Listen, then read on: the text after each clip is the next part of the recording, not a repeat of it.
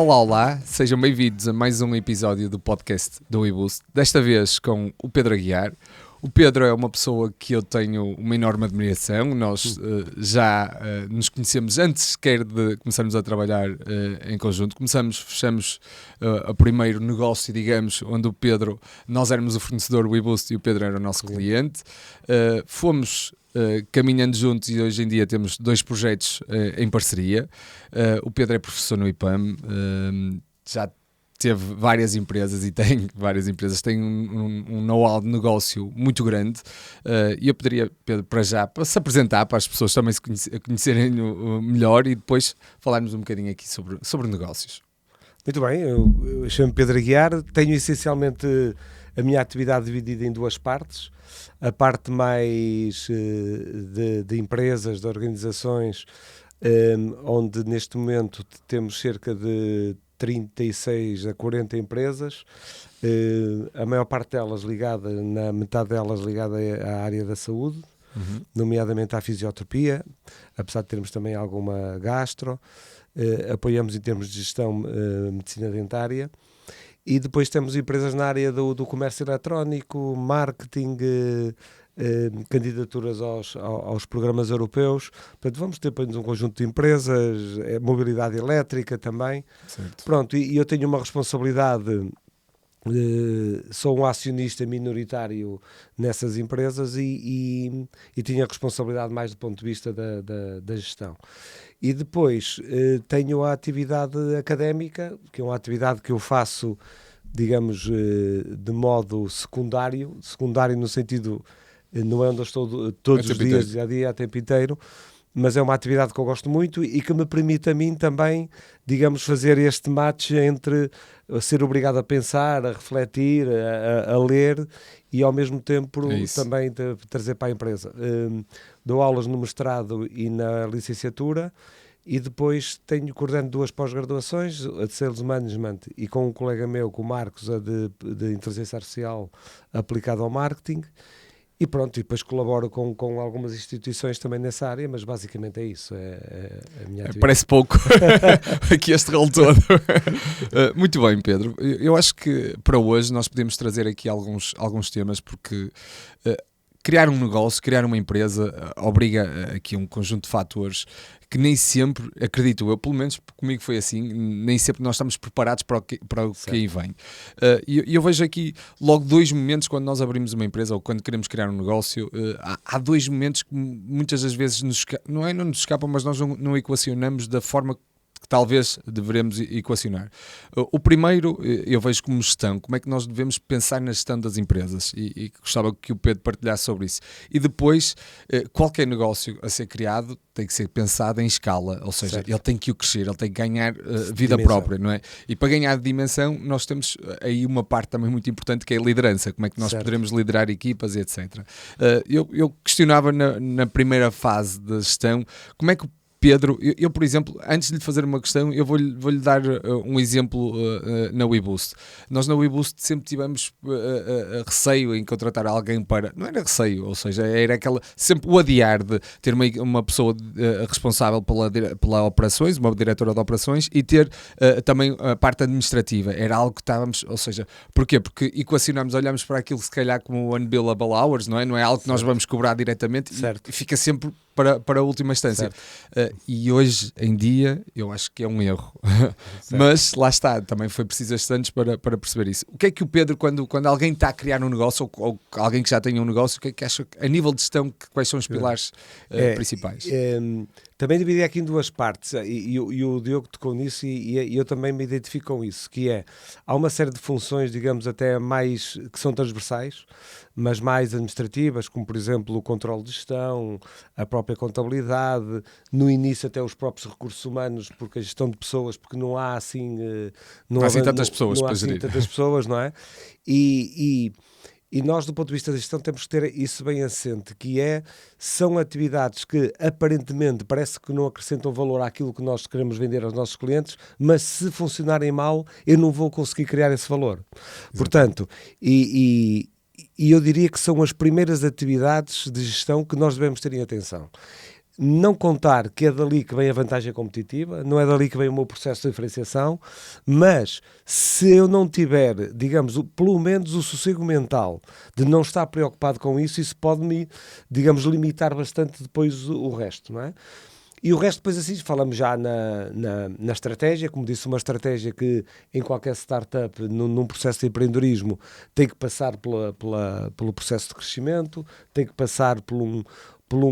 Eu gosto mais de chamar um modelo de negócios do que propriamente um business plan, não é? Certo. Portanto, do que um plano de negócios. Eu acho que o plano de negócios dá-nos um bocadinho aquilo que nós queremos. Exatamente. A gente Sem pega no dúvida. Excel e se nós gostarmos muito do negócio, não é? Porque às vezes esta questão emocional implica muito, nós vamos arranjar forma de arranjar números para nos justificar. Daquilo funcionar. Isto vai funcionar. Vai funcionar. E, portanto, eu gosto mais de pensar em termos do modelo de negócio, não é? E no modelo de negócio, eu já tenho quase 40 anos de atividade profissional e realmente as coisas têm evoluído bastante, não é? E se nos fixar... Enquanto, por exemplo, quando eu comecei, se calhar o mais importante era o produto. Que produto é que tu vais, sendo o produto um bem, uma ideia, um serviço, não é? Isso está em causa, Sim. mas como é que tu vais lidar com o produto? Como é que tu vais diferenciar através do produto? Eu hoje estou cada vez mais convencido que essa diferenciação deve vir da cultura da empresa. E posso lhe dizer, Diogo, que eu tive que fazer um esforço muito grande porque, para mim, a cultura da empresa era uma coisa um bocado esotérica, não é? A cultura da empresa era porreira, porquê? Porque eu tinha que pensar com outras pessoas na missão da empresa, dentro da missão termos lá o propósito, os valores da empresa, e isso era espetacular porque permitia-nos fazer um bom site, não é? Certo. E, portanto, dávamos matéria também para os alunos trabalharem nas universidades. Exatamente. E aquilo que era, digamos, uma atividade quase surrealista, desculpando o termo, não era quase surrealista, chega hoje, se me portar assim, é essa identificação que eu vou buscar à cultura da empresa, que me leva depois a poder-me ou não diferenciar no mercado. Portanto, é algo que se tornou menos imediato. Eu concordo em absoluto com isso, em absoluto. E já agora pergunto-lhe porque é que acha que só agora é que a cultura empresarial, a cultura da empresa tem realmente impacto, e nós estamos, e acho que o Pedro concorda comigo, ou seja, sim. A cultura da empresa tem impacto depois nas vendas. Isso mesmo. E porquê? Nas vendas, na retenção de talento, na maneira como nós vamos buscar colaboradores, não é?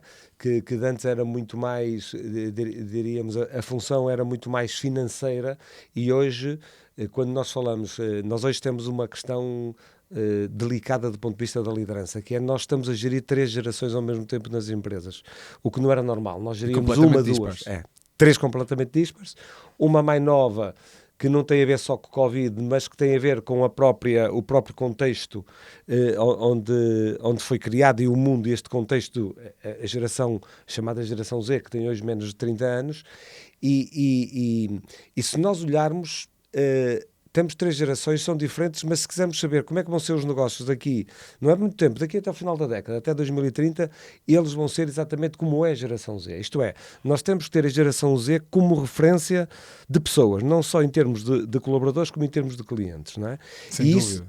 E isso é uma geração que já vem com este cuidado, já vem com o tipo de cuidado, não é? Se quiser, nós... a ver se eu consigo explicar. Nós estamos numa fase de repensar o capitalismo, se quiserem. E são os mais novos que nos estão a obrigar a isso. O capitalismo, tipicamente, tínhamos 2 tipos de... O capitalismo foi o único sistema que sobreviveu economicamente. Não é? O resto, se a gente abrir as fronteiras, o fluxo migratório é dos países não capitalistas para os países capitalistas, claro. Não é? Claro que, por causa do livro do Karl Marx, do Capital, nós associamos muitas vezes o capitalismo à exploração, etc. Mas não, o capitalismo é um sistema económico, não é? Sim. E agora, se me disser assim, é o único que sobreviveu, e está bem, não está. Não é? Até agora não sabemos qual é que está certo, não é? mas pelo menos é o que sobreviveu e o que deu melhor condições isso mesmo, de vir às pessoas. E, portanto, agora é preciso repensar o capitalismo. E nós até agora o que é que tínhamos? Tínhamos, ao fim e ao cabo, os 2 grandes blocos económicos, hoje um liderado pela China, tinha um capitalismo de Estado, não é? Que nós às vezes esquecemos. A China tem 60% da sua economia é privada, só que o Estado tem uma prerrogativa que pode dizer assim, tu não podes ser mais investidor e aquilo é meu. Exatamente. Não é? Ou vou-te mudar, não é? Portanto, a China é um país capitalista. Neste momento. Agora, é um capitalismo que tem como base o Estado. E depois temos o capitalismo que nós na Europa, nos Estados Unidos, na Austrália, estamos habituados, que é o capitalismo das empresas organizacionais. E isso realmente tem que mudar, não é? E esta geração está-nos a ensinar isso. E se nós acharmos que é uma geração que só pensa nas redes sociais, só pensa nos TikToks, só pensa... estamos errados completamente, então, tenho esta convicção. E então, se me perguntar assim... Então hoje o que é que tem que ser o centro do trabalho das nossas empresas? Eu vou ao Fórum Económico Mundial e não sou o que eu digo, foram os líderes mundiais, não é? Económicos e políticos, que disseram nós neste momento temos que ter o planeta e as pessoas como o centro de todo o processo de negócios, não é? E então eu acho que vamos caminhar para uma altura em que as pessoas percebem, nomeadamente nos negócios, que a WeBoost ou as nossas organizações não se podem esgotar no curto prazo. Certo. Temos que ter médio e longo prazo. E se tu queres ter médio e longo prazo, tu tens de estar atento à cultura da empresa. Não é? Se me disser assim, ó Pedro, tu amanhã vais vender as tuas empresas. Eu realmente a cultura, para mim, se calhar passa a ser secundária, porque é uma coisa. Agora, se nós queremos estar no mercado, como eu sei que é o caso da WeBoost, se nós queremos estar consistentes, se queremos ter um projeto, se queremos ter o tal caminho de empreendedorismo com a inovação, etc., eu tenho que começar a pensar isso. Esgotar a minha ação no curto prazo é um risco demasiado grande para alguém que está na gestão ou para alguém que é empreendedor, não é?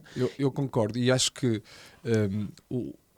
a questão do cultural, na minha ótica, ganha outra dimensão porque eu acredito que esta nova geração também leva com a aprendizagem das gerações anteriores. Ou seja, o que é que eu quero dizer com isto? Com o capitalismo que nós vivemos e nós estamos habituados a viver, não é? Nós vimos uma série de comunicações que seriam apenas comunicações de marketing, por exemplo, que era cuidar do planeta e de repente a Nike só quer cuidar do planeta, mas está a continuar a produzir nos sítios mais poluentes, das formas menos amigas do ambiente, etc. E estas... Ou seja, a geração dos meus pais foi impactada com isso e cansou-se de não acreditar. Ele veio com isso e já não acredita. E agora chega uma geração que eu acho que eles já não estão para ouvir histórias. Eles querem realmente conhecer o valor que está dentro das organizações. E ligam-se à narrativa de uma ordem, seja para a sustentabilidade mundial ou para outra narrativa qualquer. Eles ligam-se. Eu acredito que nós estamos cada vez mais partidos em nichos, ou seja, de repente nós já não podemos trabalhar com targets como antes trabalhávamos, ou seja, criávamos audiências e eram macro audiências. Hoje não, nós comunicamos para nichos tão segmentados e tão particulares que nós, a nossa cultura e os valores que temos dentro da empresa vai afetar esses nichos. E isto toca na questão de reter talento, na aquisição e retenção de talento, mas também toca na parte final das vendas, que é depois as pessoas só vão comprar em empresas que realmente se identificam com elas. Porque já eu acho, e depois o Pedro estava a falar do capitalismo, e acho que podemos entrar aí também numa outra vertente, que é a inteligência artificial, como é que ela pode mudar o capitalismo, que eu acho que é também uma boa conversa. Sim. Mas acho mesmo que a cultura de empresa vai afetar não só a aquisição e retenção de talentos, mas vai afetar efetivamente a parte das vendas, a parte da comunicação. Completamente. Eu estou 100% de acordo com isso e acho que e é isso que, e quanto mais cedo percebemos isso, melhor, não é? Certo. Porque realmente era uma coisa, como dizíamos há bocado, menos nobre, entre aspas, na empresa, era uma coisa só por ser bonito, e de repente, não é? O exemplo que eu costumo falar sempre é o exemplo daquela cadeia de farmácias americana, não é? A CVS, que as farmácias tipicamente nos Estados Unidos têm funcionam de um modo diferente do nosso, vendem bananas, vendem fruta, vendem uma série de coisas, depois têm lá atrás os medicamentos numa zona mais fechada. E 25%, tipicamente 25% das vendas das farmácias americanas vinham do tabaco, não é? E depois nós íamos à àquilo que faz a cultura da empresa, porque ao fim e ao cabo, na minha opinião, se me puder assim, concretiza-me o que é a cultura da empresa. É tu vais aos teus valores e tens que os colocar em ação. Sem dúvida. E o propósito. E o propósito também. Um dos valores das farmácias, nomeadamente estas da cadeia CVS, o valor era proporcionar saúde aos americanos. Como é que pode ser? Como é que podiam vender tabaco, não é? Tabaco, não é?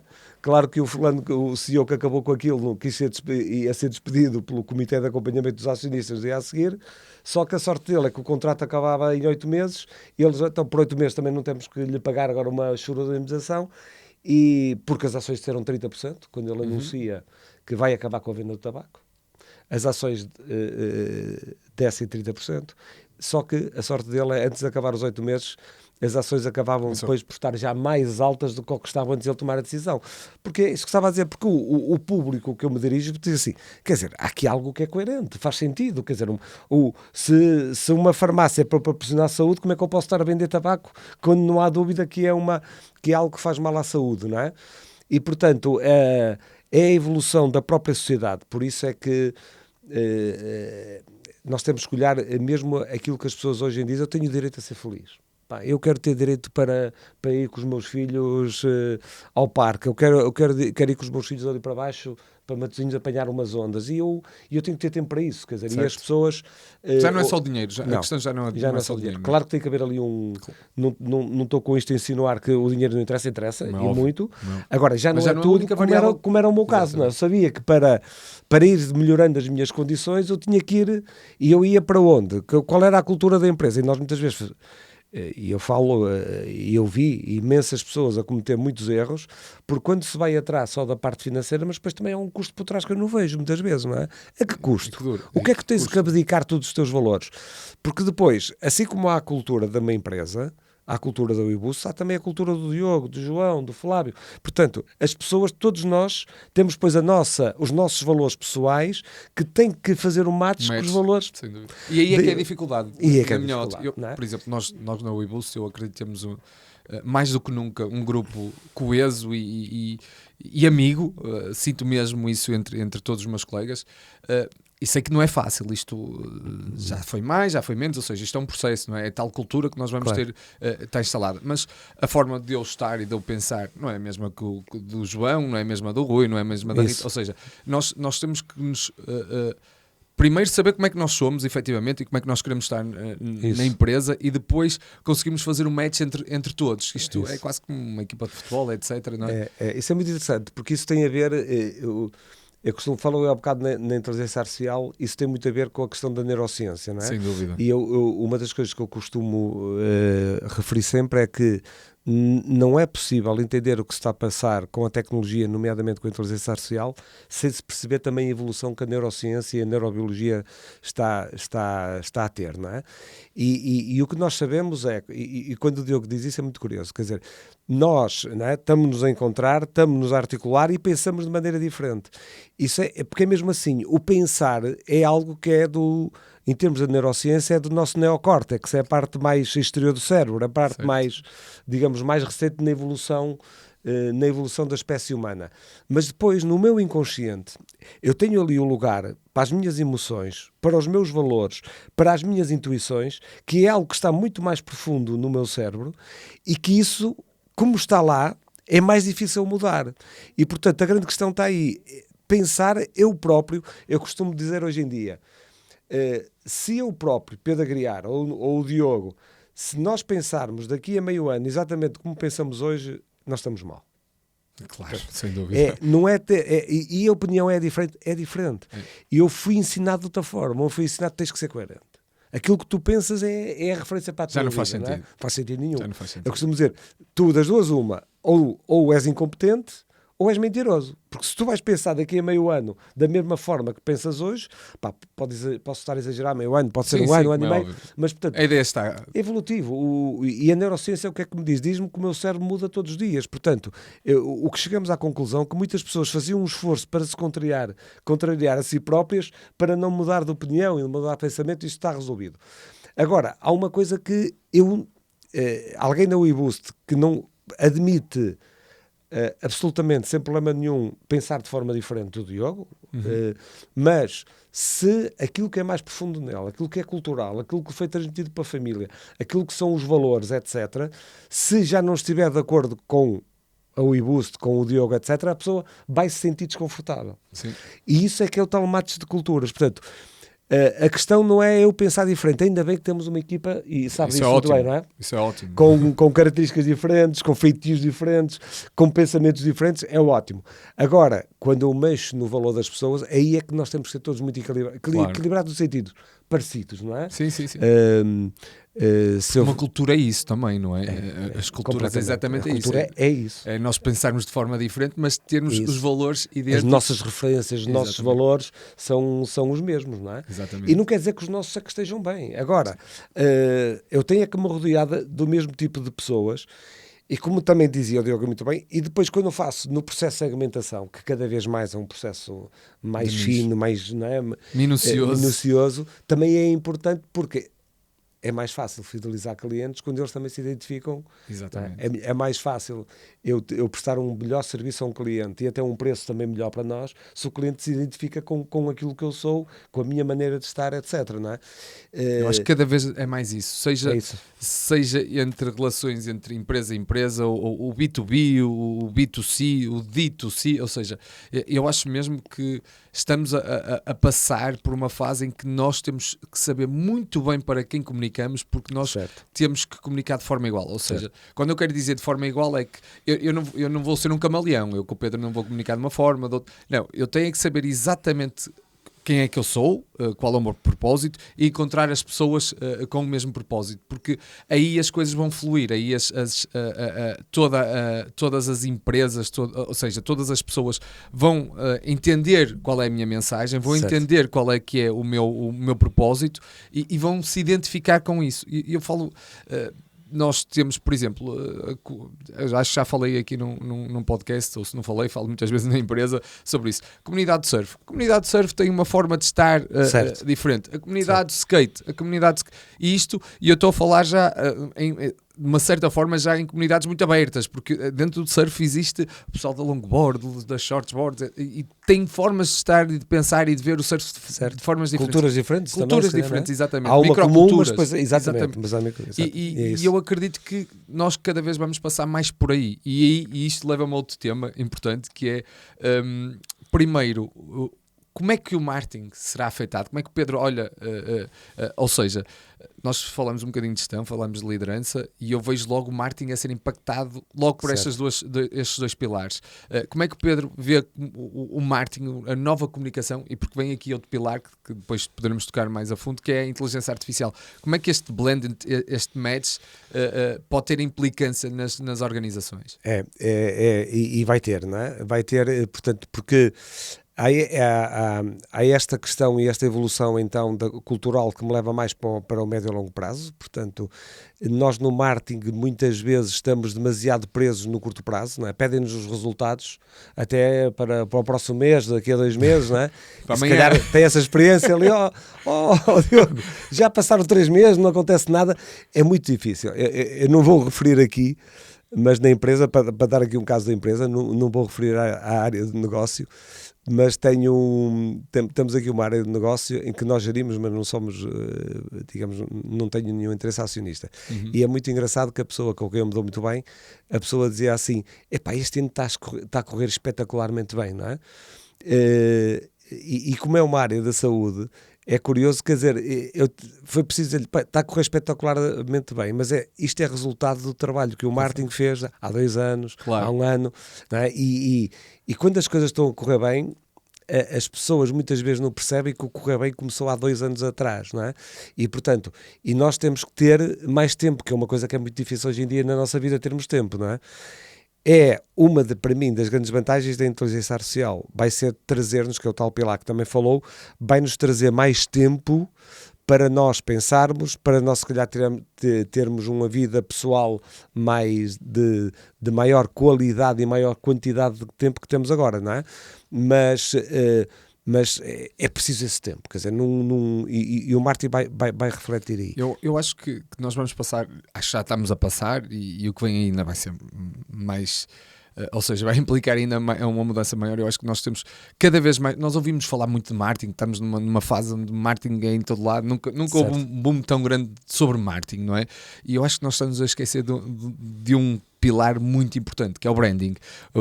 O porquê, não é? O branding é o porquê da marca, o porquê dos meus valores, e depois o marketing é o como é que eu vou chegar até às pessoas.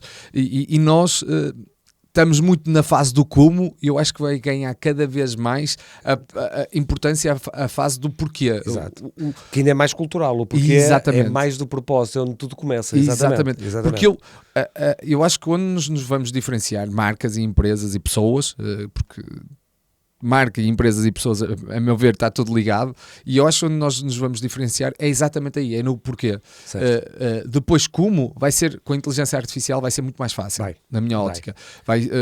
Acredito que vai estar mais ao acesso das empresas e das pessoas como nunca, não é? Ou seja, todos nós vamos ter o como de uma forma acessível, mas o porquê é o que vai fazer a diferença, na minha ótica, porque o porquê vai dizer quem é que eu sou, o porquê vai dizer quem é que a minha marca é, o que é que a minha empresa tem e se identifica.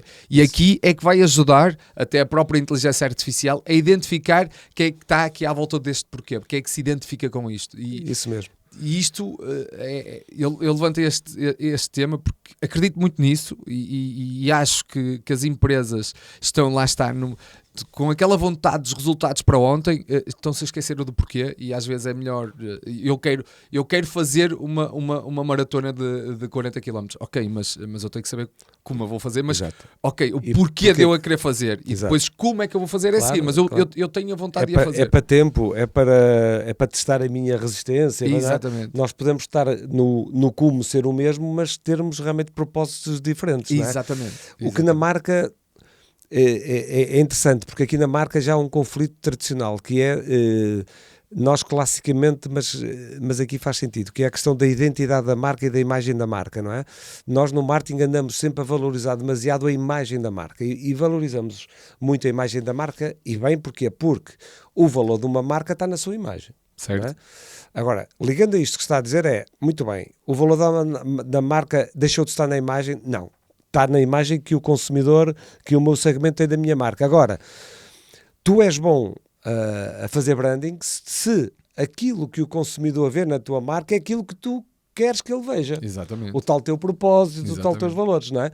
Porque uma imagem da marca vai existir sempre. A grande questão é, será que quem é o meu mercado, quem é o meu segmento, está a ver aquilo que eu quero que a minha marca seja ou não, não é? Portanto, ao fim e ao cabo, a marca hoje também é um processo que deve começar de dentro da empresa para fora da empresa. Exato. Apesar de que o valor está na imagem, mas tem que começar de dentro para fora, não é? Exatamente. Isso é importante que seja assim hoje em dia. Sim. Exato. E depois vamos ter a inteligência artificial que vai ajudar a todo este processo. Eu há uns dias estava nas redes sociais e eu leio muito sobre inteligência artificial, como o Pedro sabe que é uma das áreas também que gosto bastante, e estava a ler uma frase do Elon Musk que me deixou a pensar bastante, que é, nós, sociedade, vamos ter que repensar no valor, no significado da vida, porque nós fomos educados a estudar, ok, e a querer estudar bem e para as boas universidades ou para bons cursos, etc. Para depois ser capaz de ser um bom profissional, para trabalhar muito bem, para conseguir trazer ou receber valor. Ou seja, nós olhamos para o salário como uma recompensa de todo o trabalho que eu executei.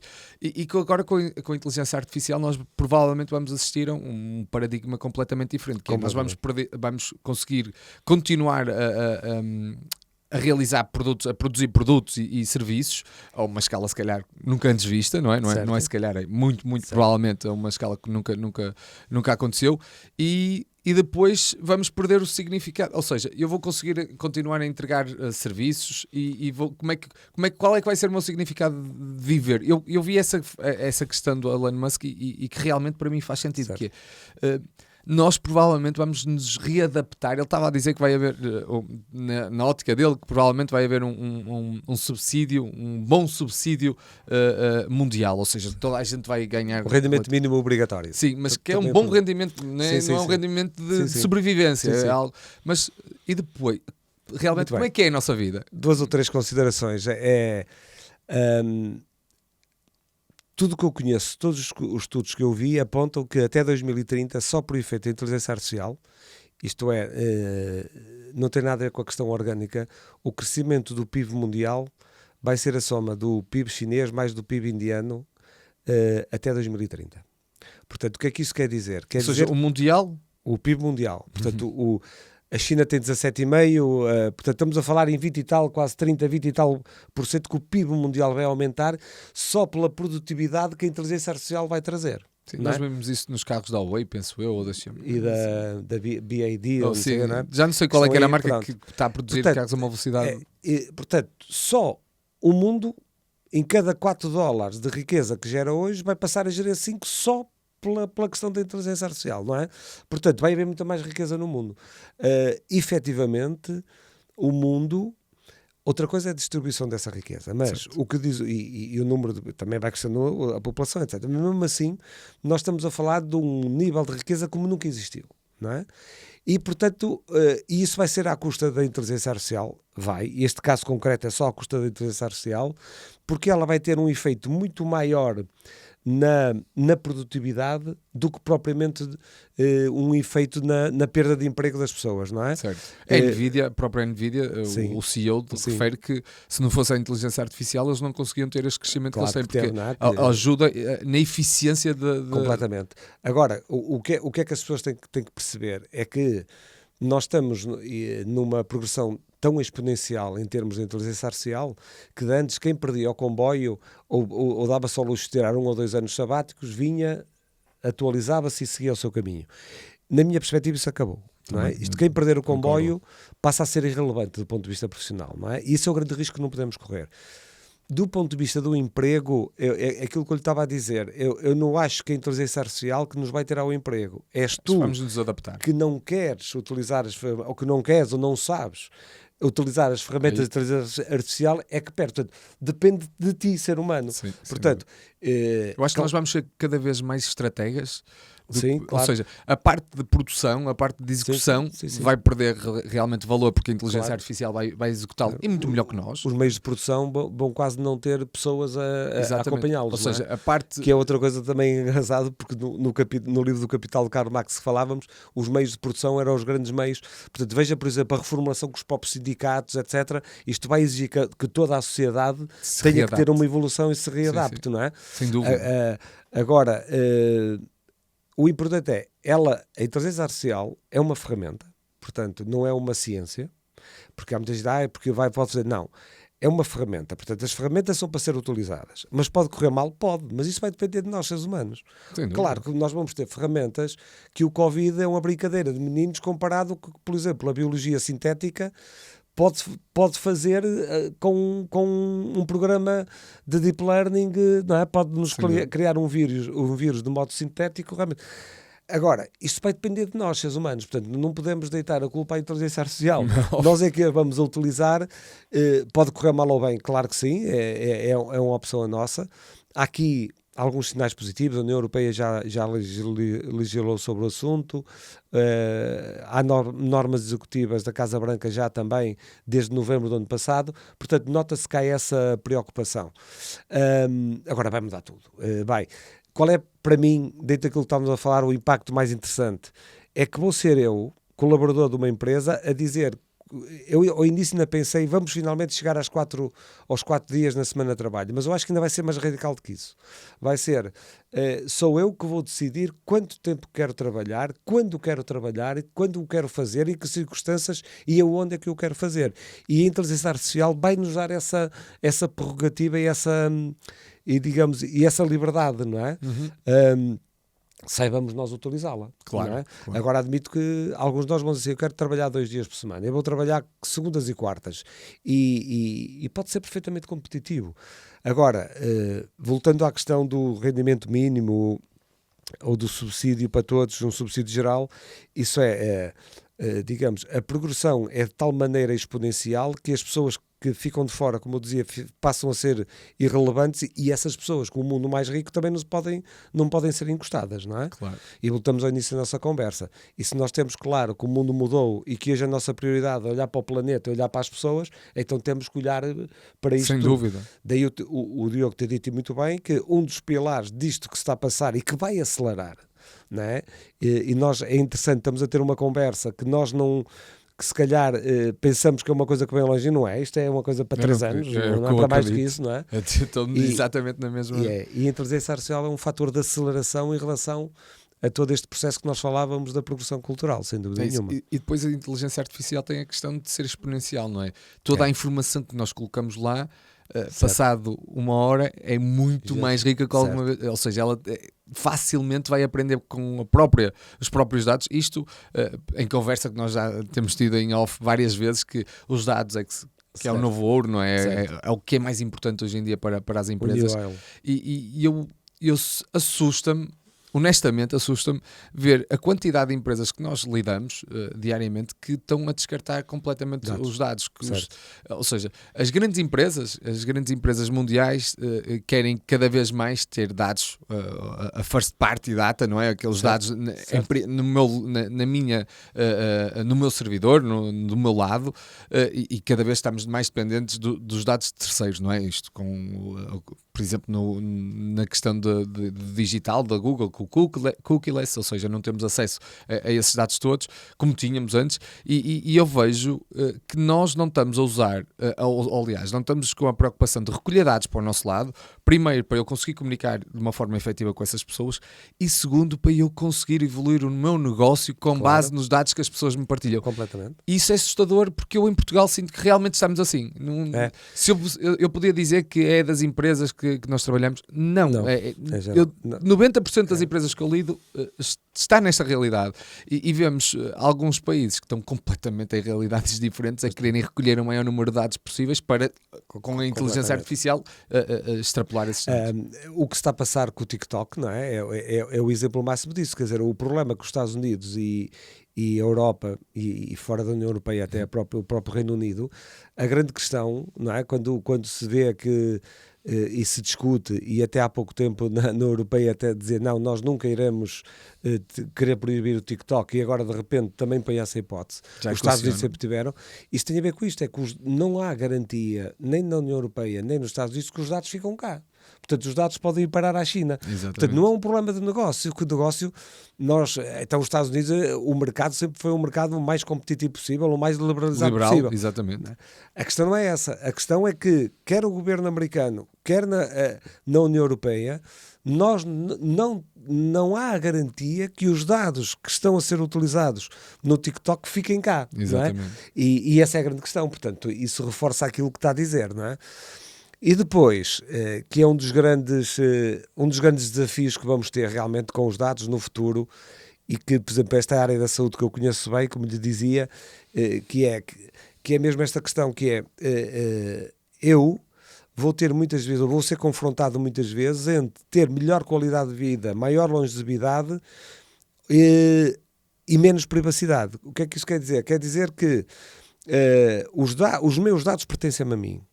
Mas se eu souber que alguém os pode trabalhar para eu ser mais saudável e viver mais tempo, eu vou ter que tomar essa decisão. É isso. Vou ter que tomar essa decisão, dizer assim, vou deixar que vejam os meus dados, porque isso vai ter um impacto na minha saúde, porque as empresas farmacêuticas, as empresas seguradoras, os próprios governos, etc., vão, digamos, afinar muito melhor os sistemas nacionais de saúde. E eu diria que até podem, por exemplo, nós partilhando dados, isto já aqui há uns anos, não sei se é em 3 ou em 5 ou em 6 anos mais à frente, mas com a questão do Neuralink do próprio Elon Musk, a parte dos dados, e eu partilhar os meus dados, eu dar a disponibilidade de partilhar os meus dados, cruzando com dados mundiais, eles podem conseguir ter uma análise preditiva sobre doenças que eu posso vir a ter e conseguir atuar muito mais rápido, muito mais eficiente e muito mais rápido, ou seja, é uma das grandes diferenças na luta com o cancro, é essa mesmo, não é? A luta eu tenho lido. Agora não sei, mas ali na semana passada não sei qual é o tipo de cancro, que eles podem, através dos dados da pessoa e do cruzamento desses dados, de descobrir 5 ou 6 anos antes se a pessoa pode ou não vir a sofrer daquele tipo de cancro, não é? Exatamente. Isso realmente é um avanço extraordinário, não é? Absurdo. Absurdo. Agora, é essa questão, é como, por exemplo, no seguro, não é? O seguro custa-te 100 euros por mês, mas se tu dormires e se fores para casa com o Apple Watch, eu faço-te 50. Não é? Porque a própria seguradora sabe que a pessoa está monitorizada, que se lhe acontecer alguma coisa, não é? Portanto, isto são decisões que nós vamos ter que tomar nos próximos anos e que advém deste progresso realmente da inteligência artificial, que traz coisas positivas, pode trazer algumas ameaças, mas como eu dizia há bocado, depende sempre, é o ser humano que vai decidir o que é que quer com a ferramenta, não é? Porque nós estamos a falar de uma ferramenta, não estamos a falar de numa área nova da ciência, não estamos a falar nada disso, não é? É só uma evolução, efetivamente, que se torna numa ferramenta de uso. Uma ferramenta realmente. E agora, que eu acho é interessante, porque às vezes perguntam-me muitas vezes se eu acredito na superinteligência e que a inteligência artificial vai chegar a um nível de desenvolvimento que vai ultrapassar a inteligência humana, etc. Vamos lá ver. Voltamos à neurociência. A única área do meu cérebro que é digital, que também funciona com os e zeros, é o meu neocórtex, portanto, é a minha parte racional. Portanto, eu acredito que a inteligência artificial vai ultrapassar a capacidade do ser humano, não como um todo, mas só na sua componente racional. Isto é, toda a componente mais do inconsciente, as emoções, a intuição, ainda vai ficar connosco. É isso. E, portanto, quando nós falamos o que é importante para a criatividade, são os meus sentimentos. Os sentimentos é do inconsciente, não é? Portanto, é algo que eu, ser humano, ainda vou ter essa primazia. A empatia, a confiança, a motivação, o desejo, tudo isso são sentimentos, não é? Como António Damasio, no livro Sentimento de Si, já nos provou. Portanto, isto são sentimentos. Então, o que é que eu acho? Acho que a inteligência artificial, bem utilizada, ainda vai ter esse aspecto muito positivo, que é, vai nos colocar a nós, seres humanos, a olharmos mais à parte humana, à parte das emoções, à parte da intuição, que é uma coisa que nós deixamos de lado. Nós pensamos que a intuição, que é uma decisão à sorte, por exemplo, quando começamos a falar na gestão, nós olhamos, e pode ser cá em Portugal, grandes empresários. O Sr. Rui Nabeiro, não é? Era uma pessoa de grande intuição e de grande carinho com os funcionários. E o que é a intuição? A intuição é uma tomada de decisão com base em dados que eu fui partilhando. Exato, desde as primeiras 10 tribos que nasceram do centro da África. Exatamente. Porque na nossa intuição, a evolução cultural foi mais importante que a evolução genética. Exatamente. Ao contrário do que às vezes vejo escrito.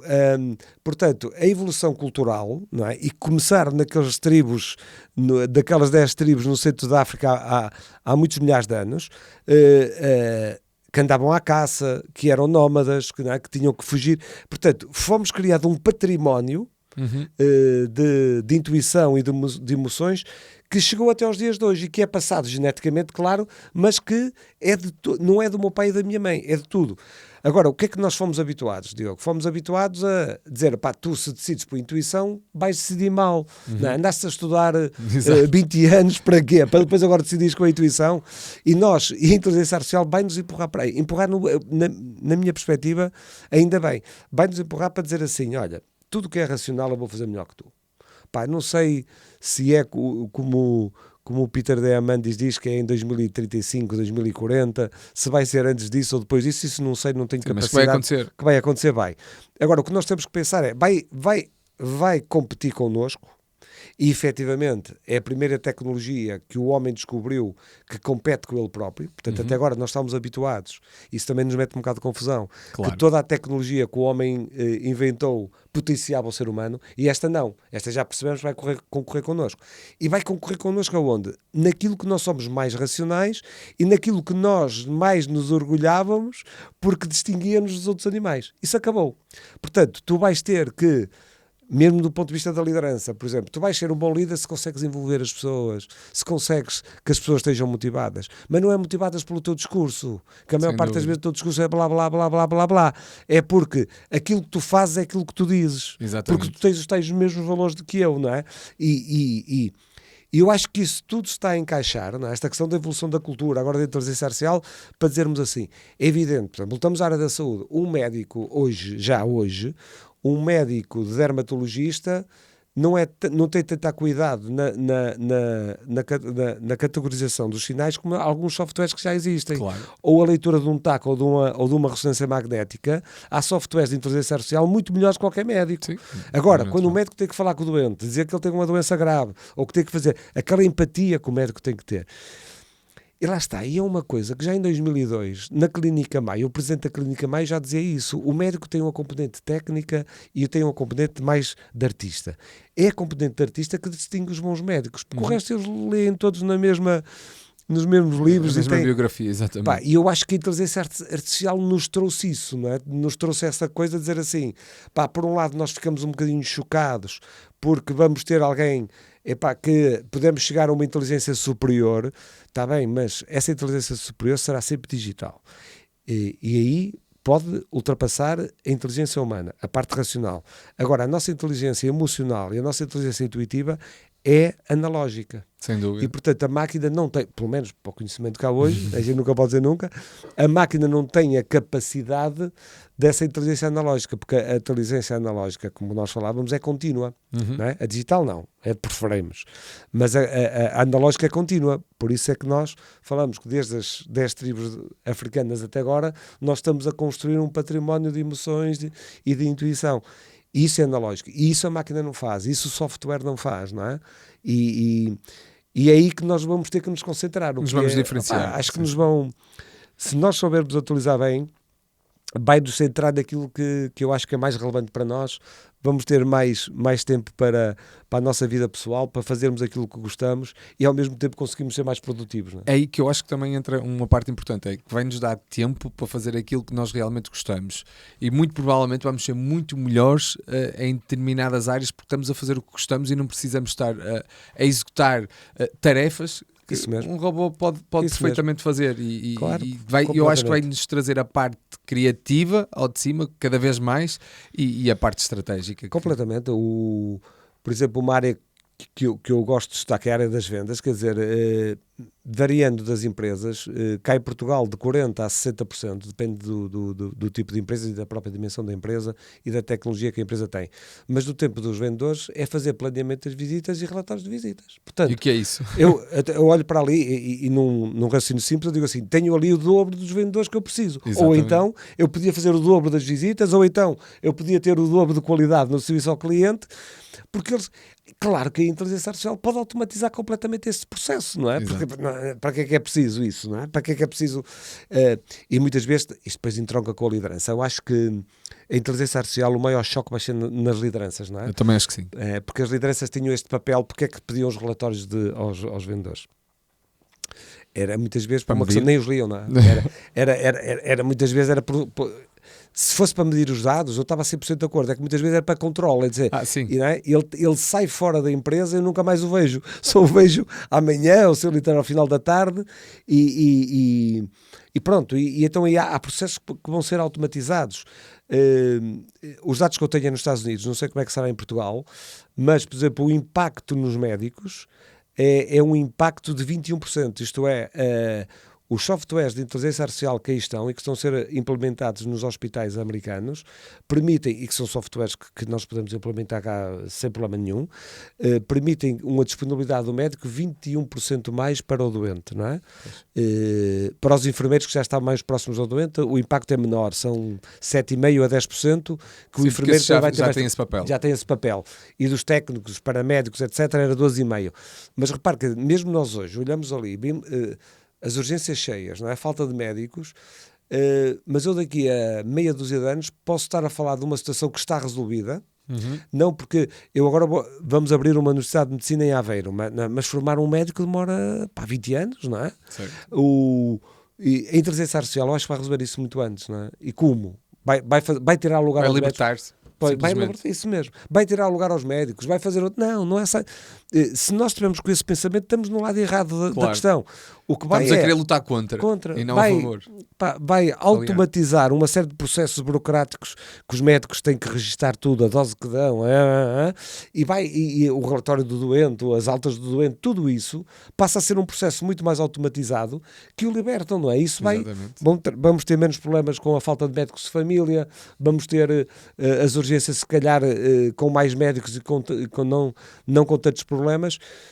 Pronto, e é esse impacto que eu acho que é relevante, não é? Da inteligência artificial. Sem dúvida. Eu acho que nós conseguimos tocar aqui em 3 pilares essenciais: a liderança, vamos à cultura, ou vamos à cultura que afeta o marketing, e depois com a inteligência artificial, quer queiramos, quer não, a tocar nesses pilares todos. Isso mesmo. É exatamente isso, não é?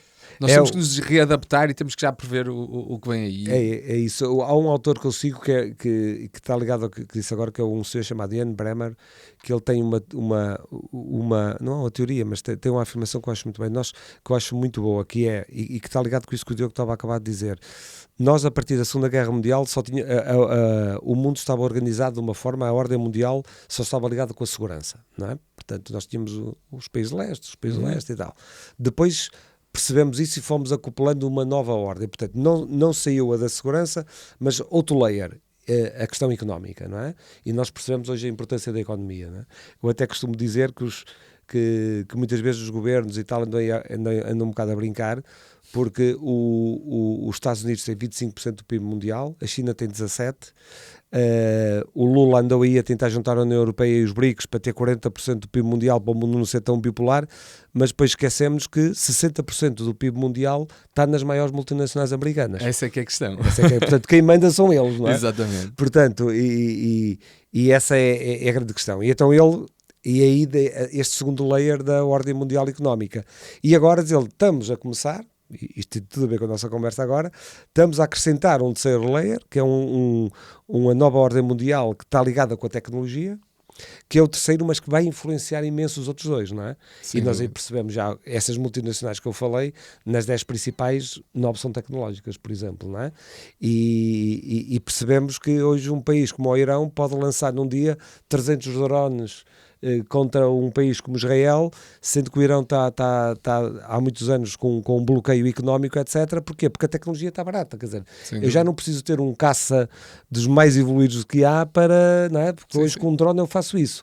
Portanto, esta ordem mundial tecnológica é algo que também nós temos de estar atentos, porque vai influenciar a economia e vai influenciar toda a própria questão da segurança, etc. Exatamente. Ou seja, e em forma de já num jeito para terminarmos, acho que foi bastante produtivo, aliás. Muito obrigado. Tocamos em vários pontos que eu gosto de conversar e que eu acredito que realmente são temas para nós colocarmos em cima da mesa mais do que nunca, mas eu acho que o que Pedro estava a dizer, o layer da tecnologia vai afetar mais do que nunca a parte das pessoas e a cultura, e antes a tecnologia, como o Pedro disse muito bem há pouco, a tecnologia só estava para evidenciar as capacidades do homem. Hoje em dia pode estar aqui a correr contra nós, e nós temos que repensar na forma como utilizamos a tecnologia. Não é como utilizamos, é como nós devemos potencializar a tecnologia e como é que devemos proteger as pessoas. E isto transcende-se a tudo, desde os negócios à sociedade em si. É isso mesmo. Foi uma das principais conclusões que eu tenho chegado nestes últimos anos, que eu tenho lido e refletido, acima de tudo, que é nós não vamos mudar nada se não mudarmos a nossa forma de pensar. E eu acho que o nosso grande desafio é esse, individual ou coletivo. Tu, em vez de estás a pensar e preocupado com a tecnologia, nós devemos estar a pensar assim todos. Como é que eu devo pensar daqui para a frente, não é? Eu estou habituado, não é? Eu tenho 60 anos, não é? E fui habituado durante 40 anos de profissão, fui habituado a um tal tipo de registro. E agora tenho que dizer assim, esse registro agora não dá, não vale a pena. Mas não é um registro já de há 40 anos, o teu registro de há 2 ou 3 anos atrás. Esquecemos que o ChatGPT nem 2 anos tem, não é? Portanto, o teu registro há 2 anos atrás... E que é um modelo muito pouco imaturo ainda, exatamente. Portanto, tu... eu acho que o grande desafio é esse. O grande desafio não é a tecnologia. nem a inteligência artificial, porque essa está cá, pá, não vale a pena, Estará. ou aceitamos ou não aceitamos, e já falamos nisso. Se não aceitares, vais ficar alto. Exato. Tens o direito a isso, mas tens de pensar que vais ficar alto. Portanto, eu não estou preocupado com isso. Eu estou preocupado se nós vamos aceitar a tecnologia, mas continuamos a pensar da mesma maneira. Isso é que não pode acontecer. Exato. Portanto, nós temos em primeiro lugar que fazer uma reflexão grande e dizer o que é que eu quero pensar, o que é que eu quero para a minha vida, como é que eu quero exercer a minha profissão, como é que eu quero ser empreendedor. Não é? Até se diz que não deve faltar muito tempo para termos a primeira empresa de uma pessoa só a ser um unicórnio, portanto, certo. a valer 1.000 milhões, não é? Portanto, o que é que queres ser como empreendedor? Como é que queres para a tua vida? Portanto, como é que queres ser tu para gestor? E tu tens hoje que reequacionar isto tudo. E isso é muito mais importante do que a tecnologia, porque essa não a discutas, está aí. Agora, se tu a vais a envolver, se tu a vais amarrar, se tu a vais aceitar e continuas com o teu mesmo mindset, Aí somos ultrapassados. Basicamente, eu também acredito muito nisso, é que temos que utilizar a tecnologia, uma ferramenta para o nosso proveito, para nós otimizarmos todos os nossos processos, automatizarmos tudo o que é possível de automatizar e estarmos focados efetivamente no que nós podemos fazer a diferença, na tal isso parte mesmo. criativa e estratégica. Exatamente. É isso que eu acredito e Isso mesmo. acredito que será aí o O caminho. caminho. Completamente de acordo. Pedro, muito obrigado. Tá, Valeu. obrigado eu Acho que foi pelo convite. bastante produtivo. Muito obrigado. Obrigado. Tá. Já agora, Pedro. Valeu. Gostei mesmo muito. Obrigadíssimo. Foi bom, João? Foi bom? Foi ótimo. Também senti, Pedro.